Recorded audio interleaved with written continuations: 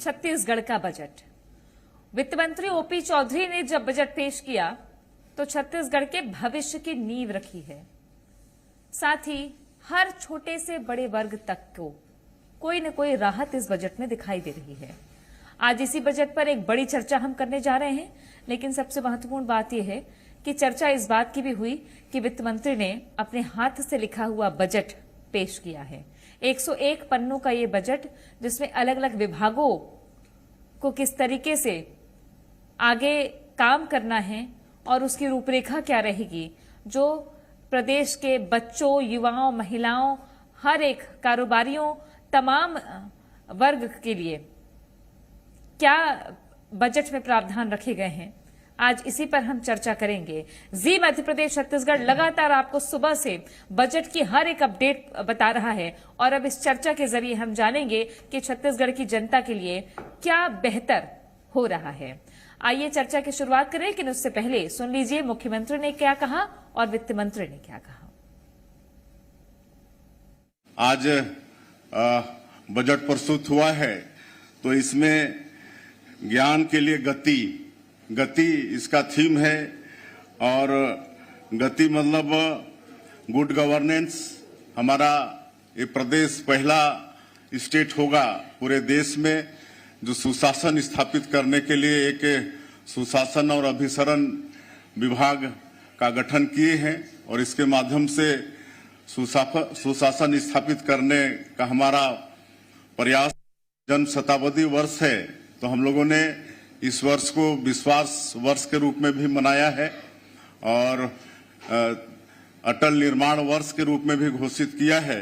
तो अधोसंरचना का तेजी से हम लोग इस वर्ष में विकास करने वाले हैं और उसी तरह से टी का अर्थ है टेक्नोलॉजी का विकास। ज्यादा से ज्यादा टेक्नोलॉजी का अपने सरकारी कामों को निपटाने में उसका प्रयोग करेंगे और आई का मतलब है इंडस्ट्रियल ग्रोथ। उद्योग धंधा तेजी से छत्तीसगढ़ में विकसित हो ताकि यहाँ पर निवेश भी आए और हम लोग नई उद्योग नीति भी लॉन्च किए हैं जिसमें विशेषकर रोजगार को जोर दिए हैं कि अधिक से अधिक इन उद्योग धंधों के माध्यम से हमारे बेटा बेटियों को रोजगार मिले। तो ये गति का ये अर्थ हुआ है। 2047 तक देश को विकसित राष्ट्र बनाने का जो महत्वाकांक्षी लक्ष्य रखा है, हमने अपने राज्य को विकसित राज्य बनाने हेतु छत्तीसगढ़ अंजोर विजन 2047 पथ प्रदर्शक एक दस्तावेज तैयार किया है। यह विजन डॉक्यूमेंट कोई कोरा सपना नहीं है, बल्कि छत्तीसगढ़ के जनता के महत्वाकांक्षाओं, आशाओं और समृद्धि को साकार करने के जीवंत सफर की मार्गदर्शिका है। हमारी सरकार ने अभी निर्णय लिया है कि शासकीय कर्मचारियों को मिलने वाला महंगाई भत्ता डीए बढ़ाकर 53% कर दिया जाएगा और मार्च माह का वेतन जो अप्रैल में देय होगा बढ़े हुए महंगाई भत्ते के साथ दिया जाएगा। हमने उद्योग विभाग के बजट को पिछले वर्ष की तुलना में इस वर्ष दोगुने से भी अधिक करते हुए 1420 करोड़ रुपए का प्रावधान किया है। हमारी सरकार ने पर्यटन को भी उद्योग का दर्जा दिया है। हमारी मंशा है कि प्रदेश में मैन्युफैक्चरिंग के साथ साथ सर्विस सेक्टर में भी तेजी से ग्रोथ हो और हमारे राज्य के कोर उद्योगों के साथ साथ अन्य नए क्षेत्र जैसे pharmaceutical, textile, semiconductor, data centre जैसे क्षेत्रों में ज्यादा से ज्यादा रोजगार के संभावनाएं निर्मित हों। पिछले वित्तीय वर्ष में मोदी की गारंटी के अंतर्गत महतारी वंदन योजना में 3000 करोड़ का प्रावधान रखा गया था तथा इस वर्ष 5500 करोड़ रुपए का बजटीय प्रावधान रखा गया है।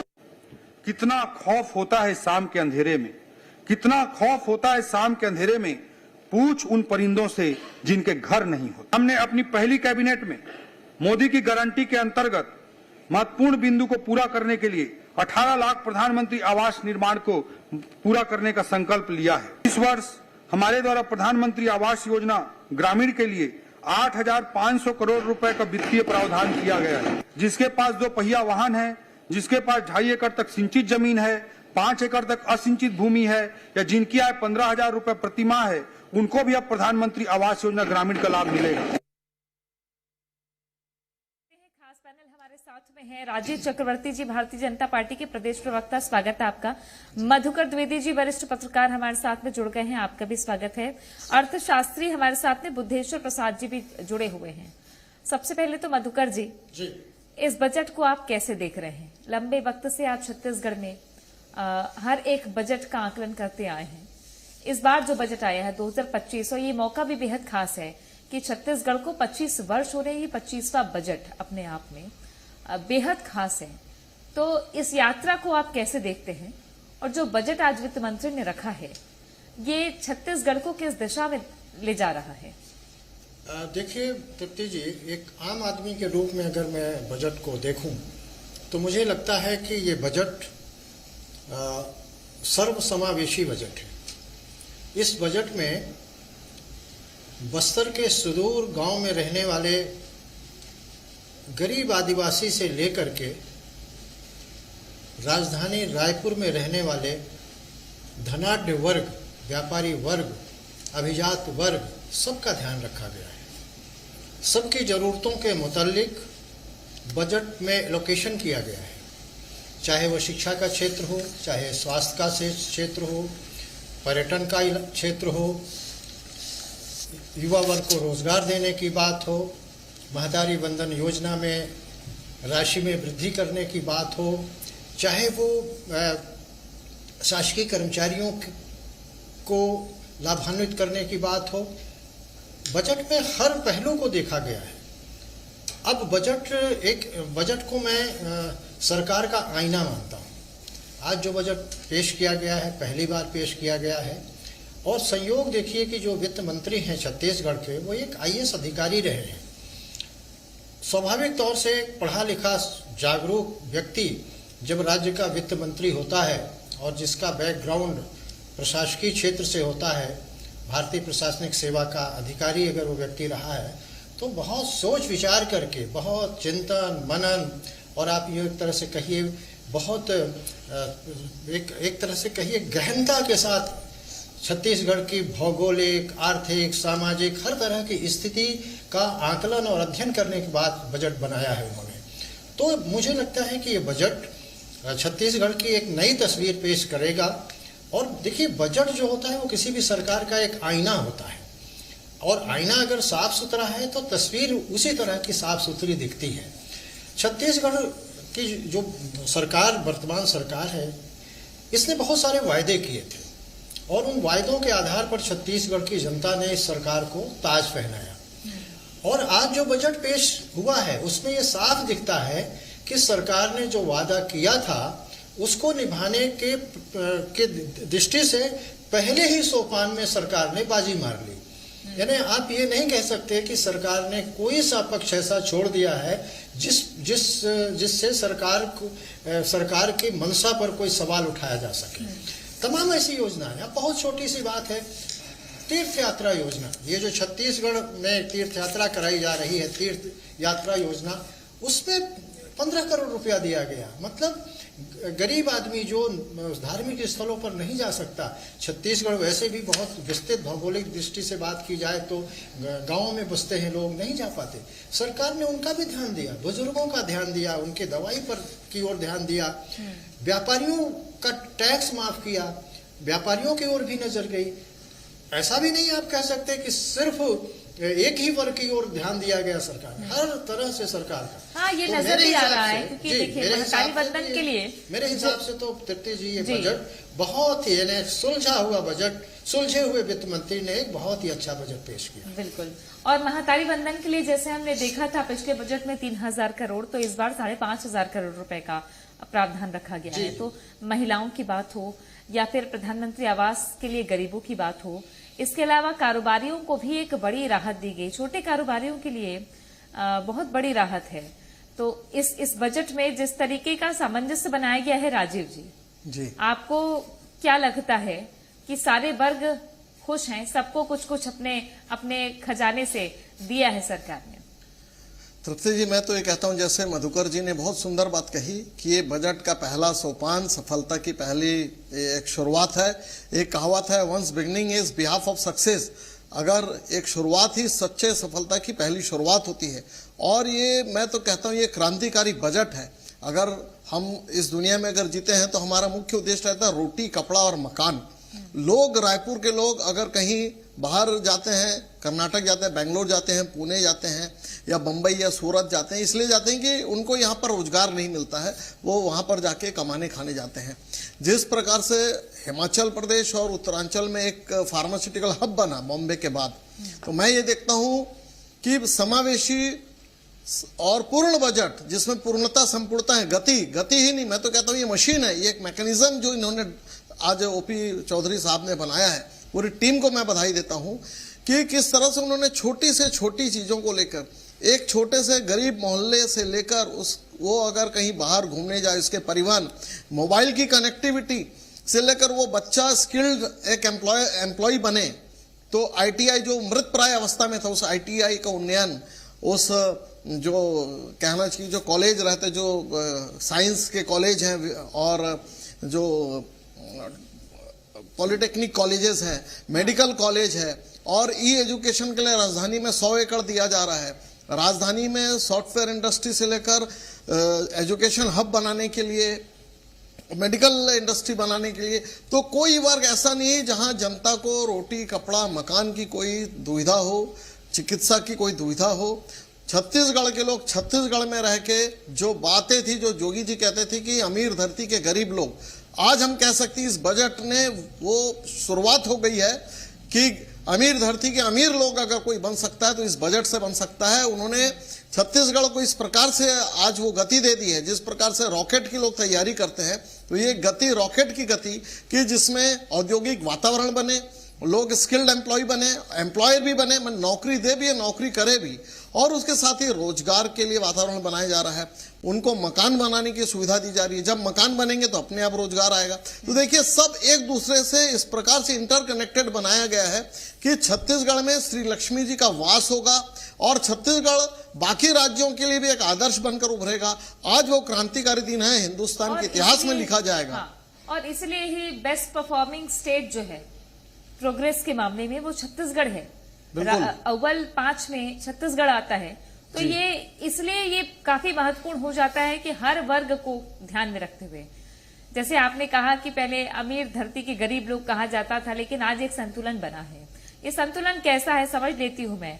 बुद्धेश्वर जी, कैसा संतुलन है राज्य की वित्तीय व्यवस्था का? इस बजट में आपको कैसा संतुलन नजर आया है?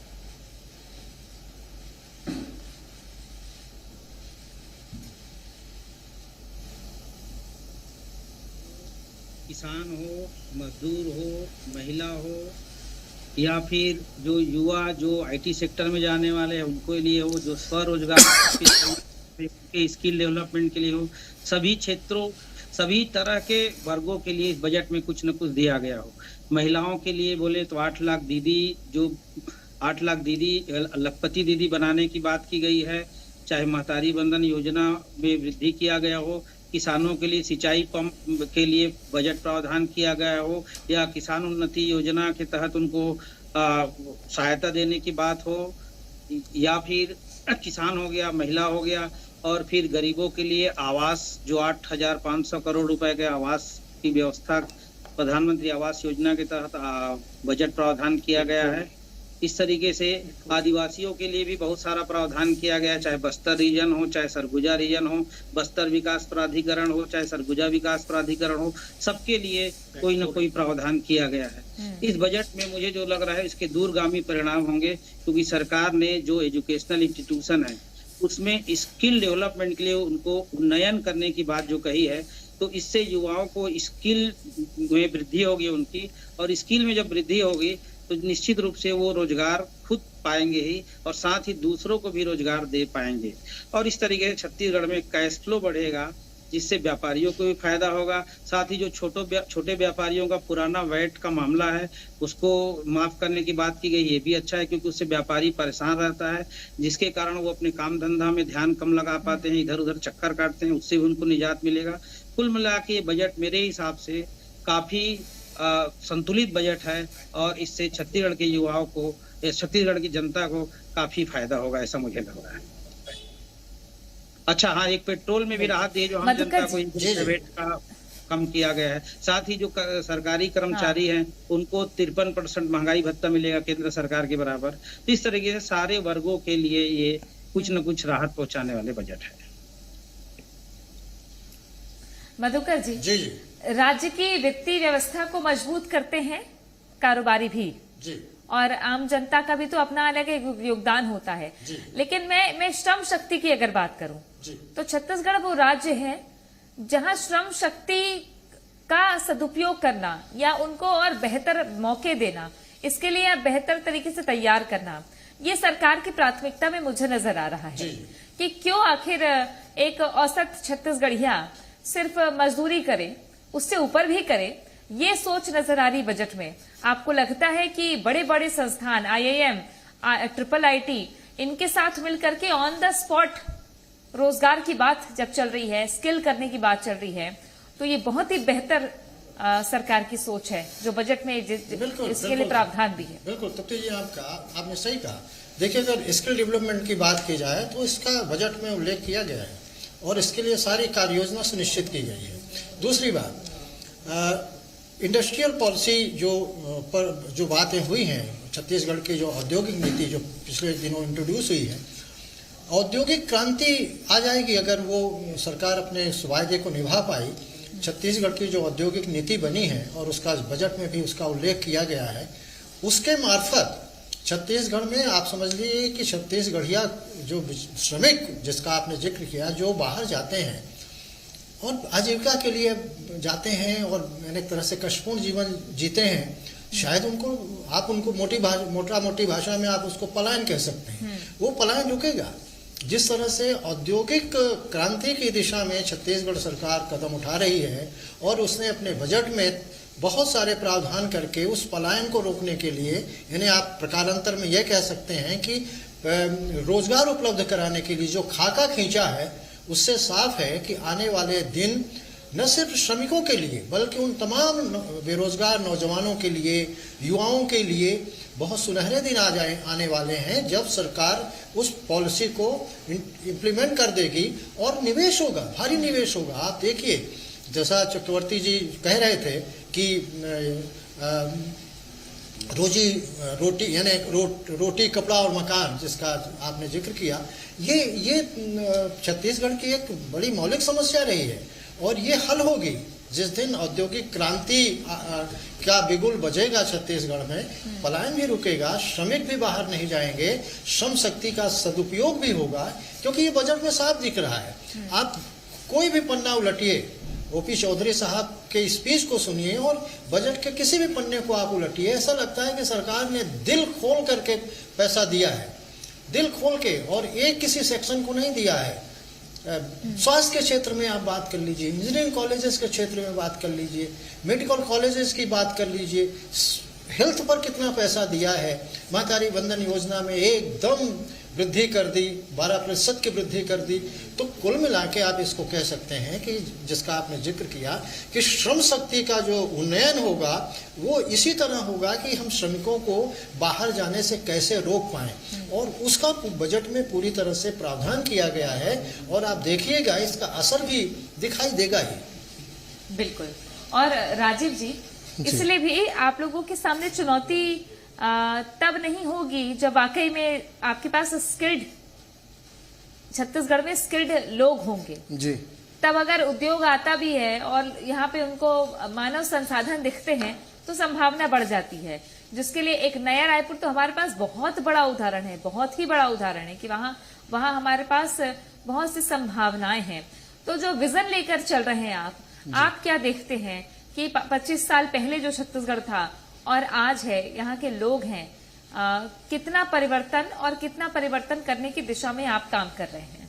देखिए, जो नवोदित छत्तीसगढ़ था, जब शिशु छत्तीसगढ़ था 2000 में जब अलग हुआ, तो पूरे छत्तीसगढ़ क्षेत्र को ही लोग कहते थे, जो भोपाल से आते थे, उज्जैन इंदौर से आते थे, कि ये एक पिछड़ा हुआ क्षेत्र है, इसे आप कैसे बना सकेंगे। लेकिन 2003 में जब हमारी सरकार आई और लगातार 2017 तक हमने छत्तीसगढ़ को बनाया और संवारा, और अभी हम देखते हैं कि 3 रूप में छत्तीसगढ़ का ये फोकस है। कृषि आधारित है, लघु उद्योग, सीमांत उद्योग, वृहद उद्योग, और उसके बाद सर्विस सेक्टर। वित्त मंत्री जी ने तीनों सेक्टर को अपने नजर में रखकर कृषि के उन्नयन के लिए जो जिस प्रकार से उन्होंने बजट में रखा, 3800 करोड़ रुपए सिंचित, जो असिंचित क्षेत्र है तो बहुत बड़ी रकम होती है, 3800 करोड़ रुपए।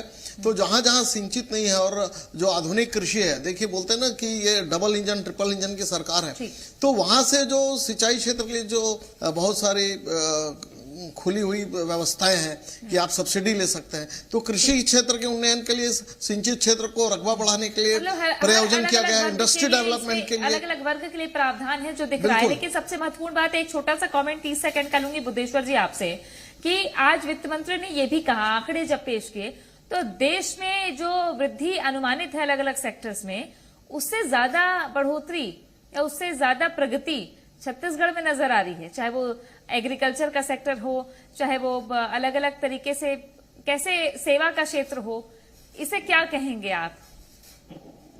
नहीं, ये प्रगतिशील छत्तीसगढ़ का एक उदाहरण है। कृषि क्षेत्र में, चाहे सेवा के क्षेत्र में हो, चाहे अपना युवा डिविडेंड हो, सब छत्तीसगढ़ में राष्ट्रीय स्तर से ज्यादा अच्छा है। इसलिए ये छत्तीसगढ़ के लिए बहुत अच्छा है। छत्तीसगढ़ दिनों दिन प्रगति करेगा। और इस बजट में मेरे को सबसे बढ़िया जो बजट भाषण लगा इसका वित्त मंत्री जी का, उसमें उन्होंने कहा कि जो इंडस्ट्रियल ग्रोथ है वहां पर बात करते हुए उन्होंने कहा कि हम इंडस्ट्री में निवेश करने वाले को नहीं, बल्कि जो रोजगार सृजन करें उनको प्राथमिकता देंगे। तो इस तरीके से रोजगार जब सृजन होगा तो यहाँ के लोगों का पलायन भी नहीं होगा और यहाँ के लोगों को रोजगार मिलेगा। कुल मिला के इस बजट से छत्तीसगढ़ के युवा, किसान, महिला, मजदूर सबको फायदा होगा और देश के प्रगतिशील। और युवा छत्तीसगढ़ है, कहा है कि 24 साल औसत यहाँ पे जिस तरीके का आंकड़ा वित्त मंत्री ने पेश किया है, तो युवा छत्तीसगढ़ है, 25 साल का छत्तीसगढ़ है। इस वक्त तो नौकरी की जरूरत पड़ती है, रोजगार की, अपने ग्रोथ के लिए सोचने की आवश्यकता होती है। तो इसी आधार पर सरकार ने भी सीधे सीधे रोजगार सृजन की ओर फोकस किया है। अब देखना है कि इसका क्रियान्वयन हम सबको मिलकर करना है, चाहे वो छत्तीसगढ़ के नागरिक हो, कारोबारी हो, व्यापारी हो, सरकार में बैठे लोग हो, जनप्रतिनिधि हो, सबके लिए ये बजट कारगर होना चाहिए। बहरहाल बहुत शुक्रिया आप सभी का हमारे साथ जुड़ने के लिए। देखते रहिए जी मध्य प्रदेश छत्तीसगढ़।